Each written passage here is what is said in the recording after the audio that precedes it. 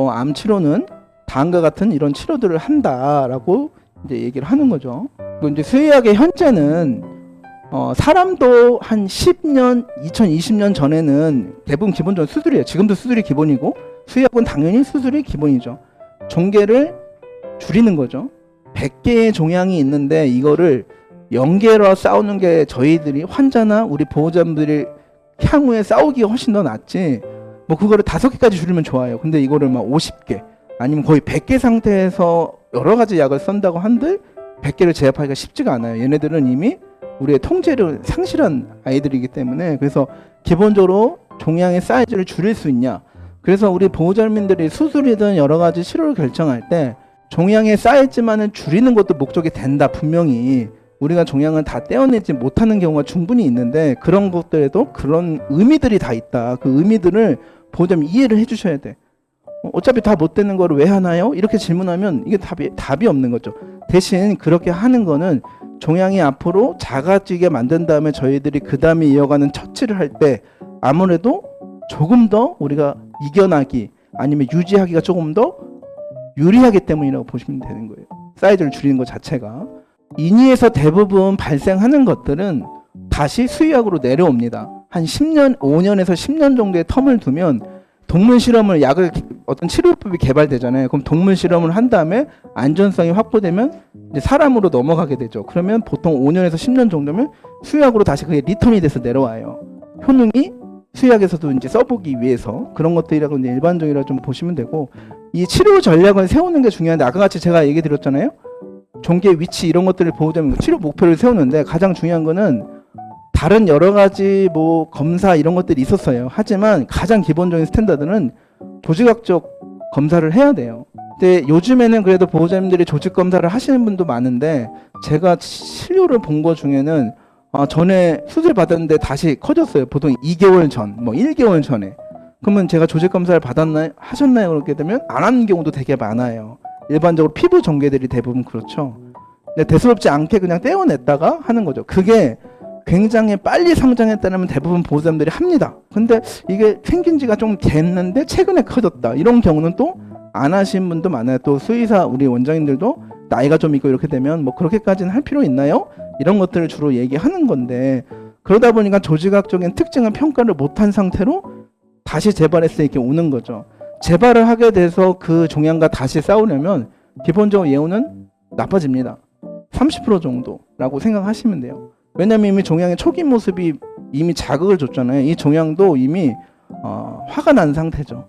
이미 자기도 나를 유지하기 위해, 종양을 유지하기 위해서 모든 걸 다 하는 상태가 됐어요. 그렇기 때문에 조금 더 우리는 더 적극적인 조치를 할 건지 아니면 환자에 맞춰서 관리요법으로 갈 건지 이런 것들 이제 결정해야 되는 거죠. 그래서 이제 종양 과정의 확장 평가인데, 종양 과정의 확장 평가는 조직학적 특징을 보내서 우리가 이제 조직상으로 아까 같이 경계가 명확한 거냐 아니면 경계가 되게 불분명해서 뭐 퍼져 있냐 이런 것들 이제 따져 본다고 보시면 될 것 같고요. 그리고 요즘 환자는 나이가 많기 때문에 얘가 갖고 있는 현재 질병, 관리하고 있는 질병, 뭐 당뇨가 있는 건지 만성 신질환이 있는 건지 간 손상이 있는 건지 췌장염 지금 제가 얘기 드린 병은 대부분 갖고 있는 경우가 되게 많아요. 아니면 종양을 관리했더니 이 질환이 있는 아이들도 있고 이 질환이 있는 상태에서 종양이 발생하는 애들도 있으니까 대부분 얘기 드렸던 이런 질환들이 대부분 있는 거죠. 그것들에 대한 좀 세세한 평가가 필요합니다.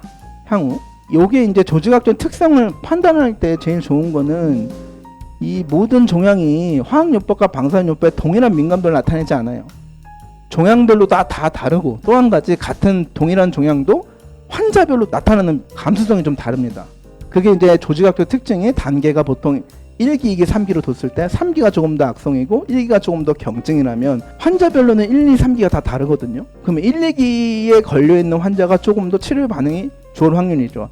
3기 같은 경우는 반응이 떨어질 거란 말이에요. 근데 그런 것들의 평가가 기준선이 조직검사가 된다는 얘기죠. 그래서 조직검사가 상당히 중요하다. 요거 예를 들면 뭐 우리가 가정한 게 혈액이나 림프 관련된 종양은 항암요법, 우리가 얘기하는 케모세라피라고 얘기하죠. 화학 항암에 굉장히 잘 반응하는 데 비하면 이런 고륙종 같은 경우는 잘 안 들어요. 그럼 다른 방법을 세워야 된다는 얘기죠. 여러 가지를 같이 하거나 이런 것들을 하게 되는 거라고 보시면 되고, 그리고 이제 항암 치료를 한다는 건 종양을 제어한다는 뜻이니까 결국 이런 종양 치료 과정에서 예상되는 변화를 추정해야 되는데, 이게 아까 조직학적 단계가 높으면 변화가 심할 거라고 예상하는 거죠, 보호자분들한테. 그러면 여러 가지, 한 가지 요법을 할 걸 두 가지를 한다거나 세 가지를 한다거나 안전력들을 평가하게 된다 얘기입니다. 되게 평가하는 항목들이 되게 많잖아요. 조직학적으로 평가하는 거 이렇게 많아요. 이것들을 조직 검사를 했을 때 이런 요소들을 가지고 평가를 해서 수의사가 우리가 치료 전략을 짤 수 있는 거죠. 이미 종양이 굉장히 많이, 그걸 보통 우리가 영어로는 어그레시브하다고 표현하는데, 종양이 막 진행할 확률이 높은 아이들한테는 실제로 보호자한테 치료 전략을 짤 때 완치의 개념이나 이런 것들이 되게 어렵잖아요. 그렇죠? 처음부터 보호자랑 계획을 세울 때 이런 것들을 해야 되니까 그걸 대신 줄이는 대신 얘를 이 상태에서 얼만큼 유지시킬 건지, 그리고 유지를 시키되 환자의 기본 건강에 많이 해치지 않는 상황에서 유지하는 게 굉장히 중요해요. 아무리 치료를 잘한들 환자가 그것 때문에 오히려 더 나빠지면 누구나 바랄 게 아니잖아요. 환자, 보호자, 지역병원과 소통하고 응답하며 열린 마음과 가능성을 기반으로 긍정적인 마인드로 수의사의 소명을 갖고 다시 한번 환자를 마주하고 꼼꼼히 확인하며 끊임없이 노력하는 한계가 없는 로얄 동물 메디컬 센터는 365일 24시간 반려동물 보호자와 함께합니다.